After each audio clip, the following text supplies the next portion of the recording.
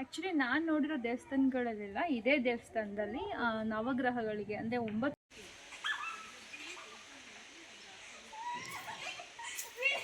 Hey guys, welcome back to my YouTube channel. I hope ಎಲ್ಲರೂ ಚೆನ್ನಾಗಿದ್ದೀರಾ ಅಂದ್ಕೊಂಡಿದ್ದೀನಿ. ಇಲ್ಲಿ ನಾನು ಕೂಡ ತುಂಬಾ ಚೆನ್ನಾಗಿದ್ದೀನಿ.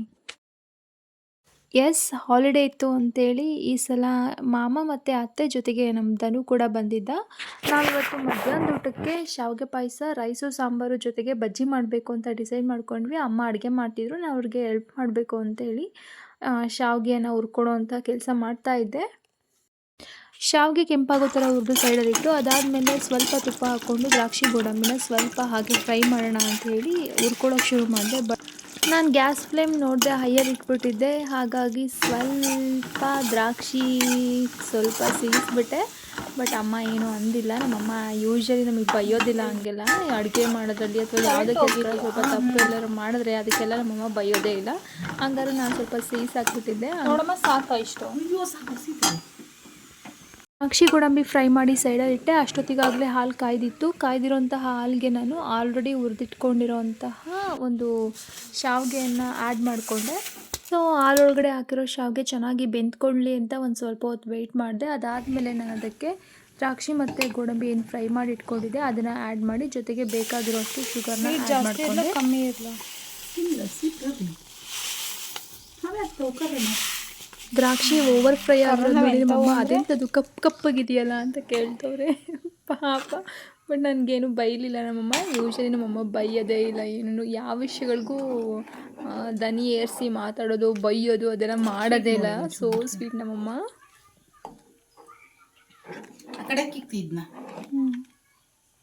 ಸೊ ಪಾಯಸ ಆದಮೇಲೆ ಅಮ್ಮ ಮೆಣಸಿನ್ಕಾಯಿ ಬಜ್ಜಿ ಹಾಕ್ತಾಯಿದ್ರು. ನಾನು ಎಲ್ರಿಗೂ ಊಟ ಇಟ್ಕೊಟ್ಟೆ. ಎಲ್ಲರೂ ಊಟ ಮಾಡಾದ್ಮೇಲೆ ಔಟ್ಸೈಡ್ ಹೋಗಬೇಕು ಅಂತೇಳಿ ರೆಡಿಯಾಗಿ ಹೊರಟ್ವಿ ಔಟ್ಸೈಡ್ ಹೋಗ್ಲಿಕ್ಕೆ.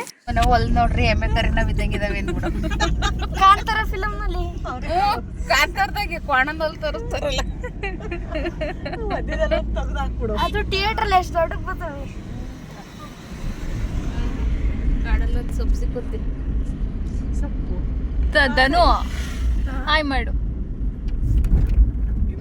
ಸೊ ಎಸ್, ನಾವಿವತ್ತು ಮುದಿಗೆರೆಯ ಓಂಕಾರೇಶ್ವರ ಟೆಂಪಲ್ಗೆ ಜೊತೆಗೆ ಯೋಗ ನರಸಿಂಹಸ್ವಾಮಿ ದೇವಸ್ಥಾನಕ್ಕೆ ಕೂಡ ಹೋಗ್ತಾ ಇದ್ದೀವಿ. ಆಲ್ರೆಡಿ ಟೈಮ್ ಬಂದು 2:45-3 ಗಂಟೆ ಅನಿಸುತ್ತೆ. ಈ ಟೈಮಲ್ಲಿ ಹೊರಟಿದ್ವಿ ನಾವು. ಅಲ್ಲಿಗೆ ಹೋಗಿ ರೀಚ್ ಆಗೋದಕ್ಕೆ ಅರೌಂಡ್ ಒಂದು 3:45-4 o'clock ಆಗಬಹುದು ಅನಿಸುತ್ತೆ, ಗೊತ್ತಿಲ್ಲ ನನಗೆ ಟೈಮು.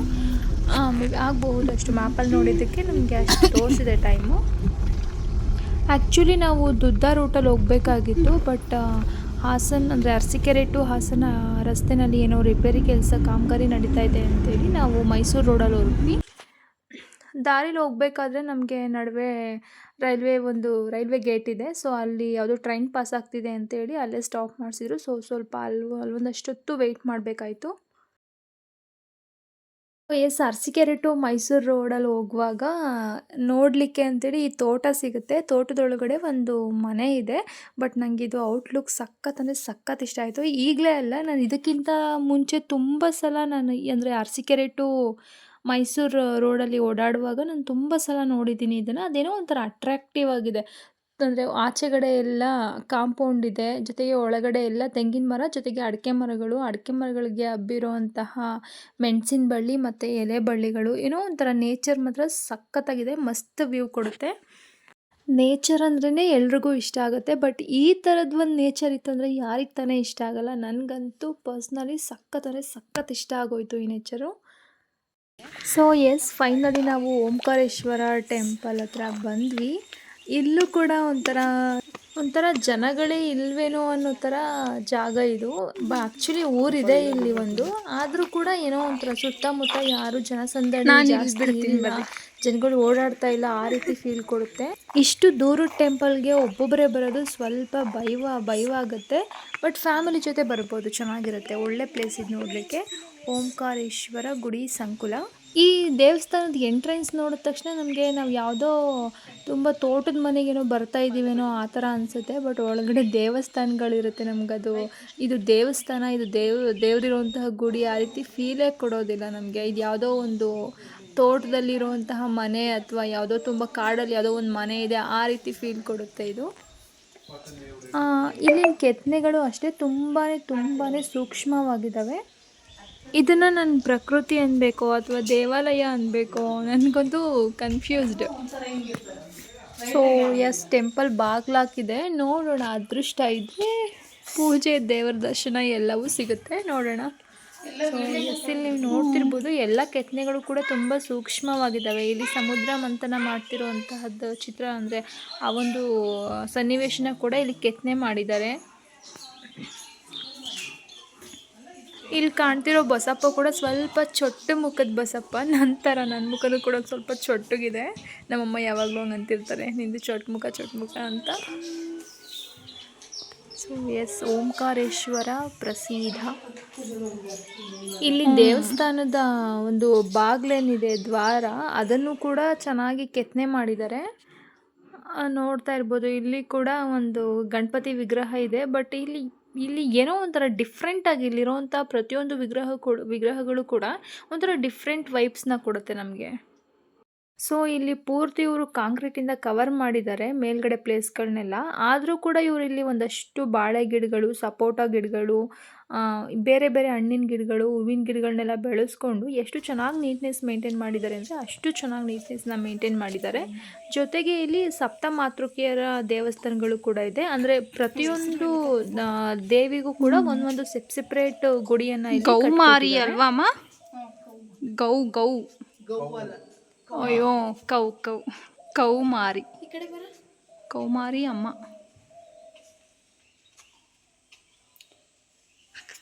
ಇಲ್ಲಿ ಒಂದೊಂದು ದೇವರಿಗೂ ಒಂದೊಂದು ಗುಡಿ ಕಟ್ಸಿದಾರಲ್ವಾ ಅಮ್ಮ? ಅದೇ ಹೇಳಿ ಸಪ್ತಮಾತೃಕೆ.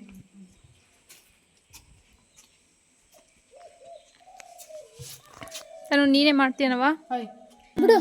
ಇಲ್ಲಿ ಬ್ರಹ್ಮಾಣಿ ದೇವಾಲಯ, ದೇವಸ್ಥಾನ ಡೋರ್ಗಿರಲ್ಲ, ದೇವ್ರ ಹೆಸರು ಬ್ರಹ್ಮಾಣಿ ಗುಡಿ.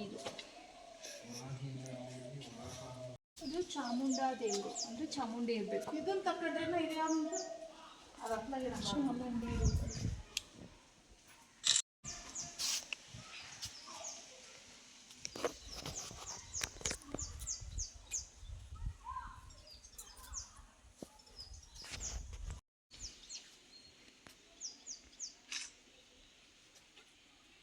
ದೇವ್ರ ಫೋಟೋ ಕ್ಲೀನಾಗಿ ಬರಂತಕ್ಕ.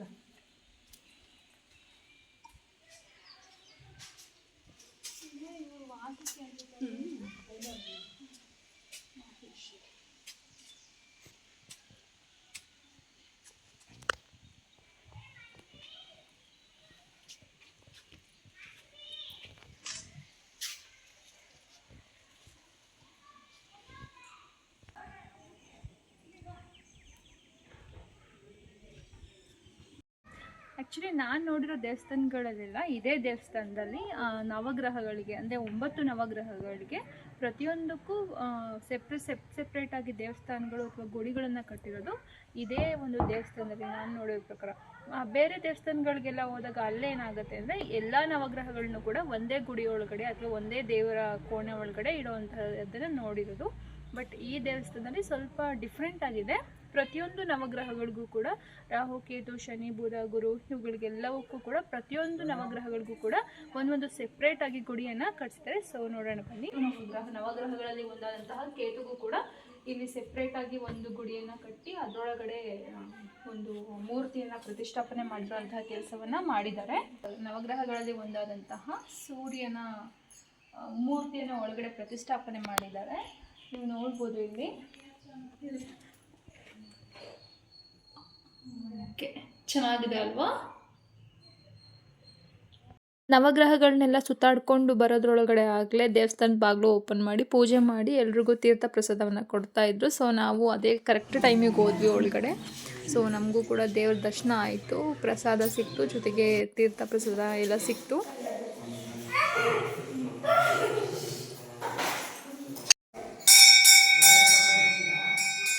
ಪ್ರೀ ವೆಡ್ಡಿಂಗ್ ಫೋಟೋಶೂಟ್ಗೆ ಈ ಒಂದು ಪ್ಲೇಸು ಮಾಡಿಸ್ದಂಗಿದೆ. ಈಗ ಕೆಲವೊಬ್ಬರು ಟ್ರೆಡಿಷ್ನಲ್ ಆಗಿ ಫೋಟೋಶೂಟ್ ಮಾಡಿಸ್ಬೇಕು ಅಂತ ಅಂದ್ಕೊಳ್ತಾರೆ.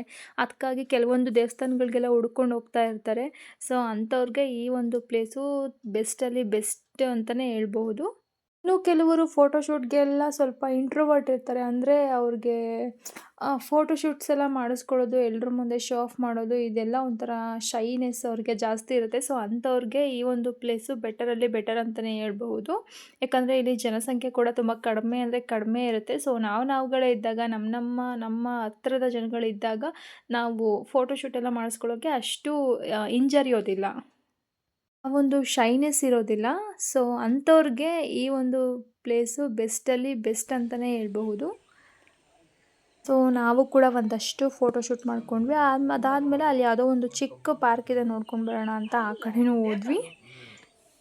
ಅಲ್ಲೊಂದು 20 ವರ್ಷ ಹಾಕಿದಾರಲ್ಲ ಈ ತನುಗಂತೂ ನನ್ನ ಫೋನ್ ಕೊಟ್ಟರೆ ದೊಡ್ಡ ಖುಷಿಯಾಗೋಗಿದೆ. ಎಸ್, ಇಲ್ಲೊಂದು ಕಲ್ಲಿನ ಬಾಗಿಲಿತ್ತು, ಇದ್ರ ಬಗ್ಗೆ ನಾನು ನಿಮ್ಗೆ ಹೇಳಲೇಬೇಕು. ಆ್ಯಕ್ಚುಲಿ ಇದು ತುಂಬ ಹಳೆ ಕಾಲದ ಕಲ್ಲಿನಲ್ಲಿ ಮಾಡಿರೋಂತಹ ಬಾಗಿಲು ಇದು. ಇದನ್ನು ಆ ಕಡೆ ದೇವಸ್ಥಾನ ಕಡೆ ಎಲ್ಲ ಇಟ್ಟಿಲ್ಲ, ಆ್ಯಕ್ಚುಲಿ ಈ ಕಡೆ ಸೈಡಲ್ಲಿ ಇಟ್ಟಿದ್ದಾರೆ. ಬಟ್ ಇದು ನೋಡೋಕ್ಕಂತೂ ತುಂಬ ಚೆನ್ನಾಗಿದೆ.